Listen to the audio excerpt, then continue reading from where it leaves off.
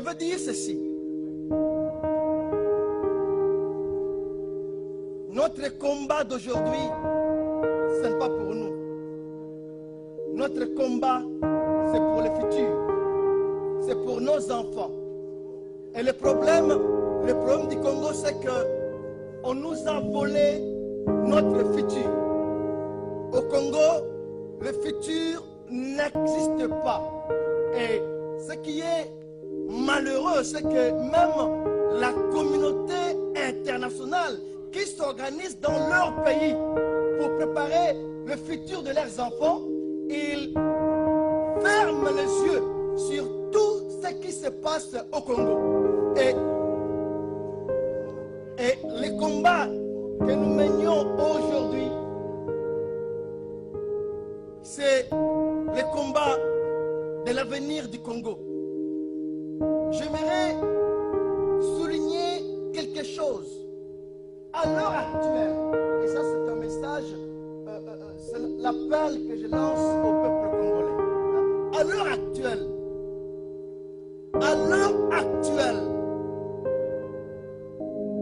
nous ignorons une chose, que nous avons donné à nos ennemis la force de dominer sur nous. Vous pourriez dire, pasteur, comment?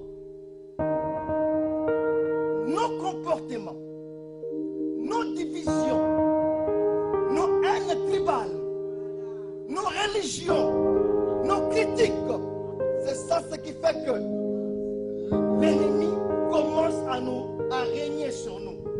Et nous arriverons à gagner si d'un seul homme comme le 4 janvier, nous nous levons.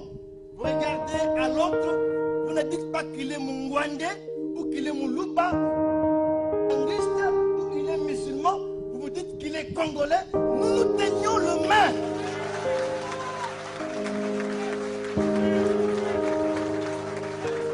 Mes chers amis, il y a un Dieu au ciel.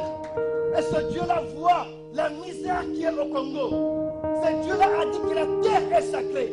Il a même dit à Josué, allez pour cette terre, allez se battre. Et notre combat est légitime. Si aujourd'hui nous transcendons nos sentiments, cette culture de la haine, de jalousie, nous chanterons un jour au Congo, et Congo sera sauvé, et Congo sera sauvé. Oui, sauver. La division, la haine, la moquerie, la polémique, c'est ça qui empêche pour que nous évoluions. Mais dès que vous remarquez tel frère qui était X, mais il commence à parler votre langage, notre langage, ensemble, je crois que nous arriverons, voilà le mot qui est sorti, à sauver ce pays qui est déjà dans le gouffre. Eh bien, les conséquences, ce sera nos enfants. Et le pasteur a bien parlé.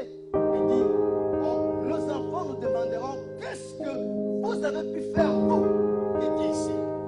Je tiens à remercier la Pareco pour tous les messages, pour le travail abattu, pour la libération du peuple congolais. Et je souligne, nous devions apprendre à transcender nos sentiments. Nous devions apprendre à oublier des choses passées. Nous devions apprendre à regarder le frère comme ton frère à toi. Et ainsi, nous arriverons à la victoire. Pour terminer, je dirais ceci. Nous sommes au moment où on peut se dire, qu'est-ce que tu as? Toi, qu'est-ce que tu as pour attaquer là-bas? Celui qui a tel, celui qui a ça, celui qui a ça, si on le met ensemble, sincèrement, on y arrivera.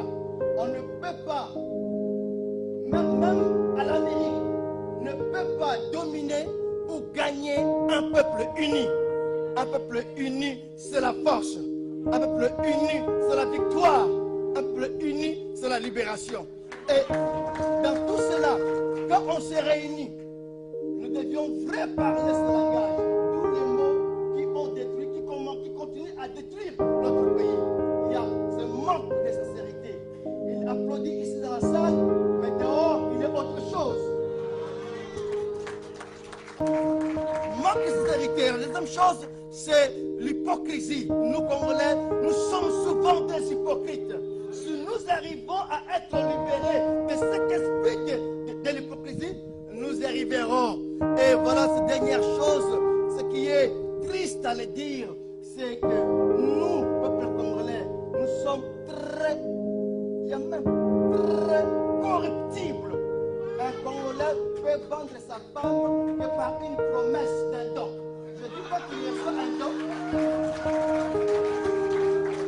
mais par une promesse d'un don. Et par une promesse, il vend son pays. Par une promesse d'être ministre, il trahit le pays. Mais si nous arrivions à être encore une fois libérés de ces démons, nous arriverons. Voilà, mes chers frères, et je suis content de le dire, mes chers frères congolais, voilà cette idée et cette pensée que j'ai eu à partager avec vous dans ces grandes tribunes d'Apareko. Que Dieu bénisse les Congo au nom